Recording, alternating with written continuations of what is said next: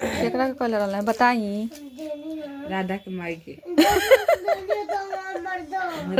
रोरा पता रहे जे राधा के माई के गिर में कहले रहल।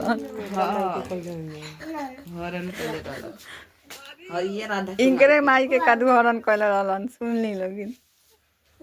आवरी के करा के कहले रहलन खाली इनकरे माई के ना इनके बहिनियों के रोरा नानी के ना ना एकरा माई के मोर पे चली हम कहते हां बोल एकरा माई के हरण कइले रहलन राम जी। केकरा के हरण कहले रहलन।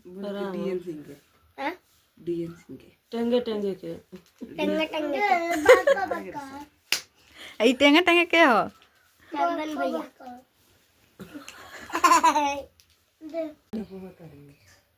हमें पापा नु राम जी हरी हाँ। हम माई सुपने खवा सुपने खा हां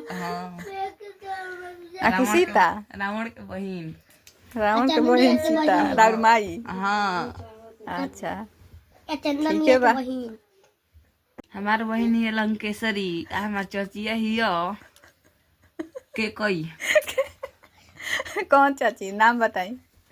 हई राधा अच्छा हमरा पता ना रहल लेकिन सब रौरा पता बा सब देवता पितर घरे में बारन की ना। ओ आए आए तो दोस्तों भाई देखी लो मस्ती मस्ती होता देखत रही लो। एमी कुछ बोल दे तो खराब लग जाए ए राधा तुमने कहां कहां जिया माई देखी ता कोई हाँ कहम कि हमारा बेटवा के बिगाड़ देले बड़ी सा।